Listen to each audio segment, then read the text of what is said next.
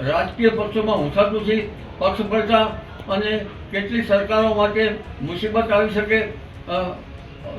જ્યારે અન્ય બાબતો જોઈએ તો ખાસ કરીને રાજકીય ક્ષેત્રે આ સંક્રાંતિનું સવારના પ્રથમ પર્વ છે એટલે પણ અનિષ્ટ ગણાય। ગુજરાતના રાજકારણમાં કંઈક મોટી નવાજૂની થવાની છે, આવું અમે નથી કહેતા, પણ જાણીતા હવામાન આગાહીકાર અંબાલાલ પટેલે કહ્યું છે। અંબાલાલ પટેલે હવામાનની સાથે સાથે ગુજરાતના રાજકારણની પણ આગાહી કરી છે। ઠંડી, ગરમી, વરસાદની સચોટ આગાહી કરવા માટે જાણીતા અંબાલાલ પટેલે ગુજરાતના રાજકારણ વિશે શું ધડાકો કર્યો છે, ચાલો તેમણે સાંભળીએ। સંક્રાંતિ તારીખ 14/1/2025 મકર સંક્રમણ મંગળવારનું થાય છે। 8 કલાક 56 મિનિટથી સૂર્યાસ્ત સુધી પૂર્ણકા છે। આ સંક્રાંતિનું મહાન વાઘ છે અને એનું મહાન અશ્વ છે। એને પીળા વસ્ત્રો ધારણ કરેલા છે અને કેસન તિલક કરેલ છે। એની ઉંમર કુમારી છે અને એની સ્થિતિ બેઠેલી છે।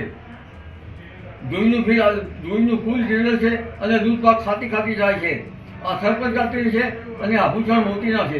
વાર નામ મહોદય હોવાથી અપરાધોમાં વૃદ્ધિ થશે અને નક્ષત્ર નામ પણ મહોદય છે, જેનું સામૂહિક મુહૂર્ત છે એ 45 છે। એટલે ક્યારેક સમજાણ કોઈ ભાવતાળમાં રહી શકે ક્યારેક, અને પૂર્વમાંથી પશ્ચિમમાં જાય છે અને એનું મુખ દક્ષિણમાં છે અને દક્ષિણ વાયવ્યમાં છે। સંક્રાંતિના માટે જોઈએ તો જે વસ્તુઓ ત્યાં વ્યક્તિઓ સાથે સંક્રાંતિ સંબંધ ધરાવે છે તે મોંઘી થાય છે।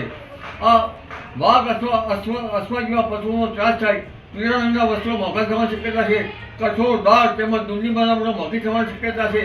સોનું, ચાંદી તેમજ ઝવેરાત મોંઘા થવાની શક્યતા છે। ગદા જેવા હથિયારો મોંઘા થવા તેમજ ક્યારેક મળવા મુશ્કેલ બની ગયું છે। સંક્રાંતિના નિમિત્તે ગાયને ઘાસચારો આપો, અનાજ, તલ, ગોળ, તેલ, સોનું, ચાંદી, ભૂમિ વસ્તુ, ઝવેરાત અને પશુઓનું યથાશક્તિ દાન આપવામાં સારું રહે।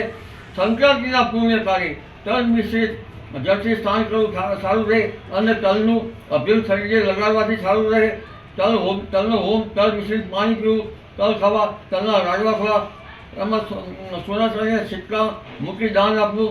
આમાં લગભગ અલગ અલગ પ્રકારે તલનો સૌ પ્રકારે ઉપયોગ થાય છે।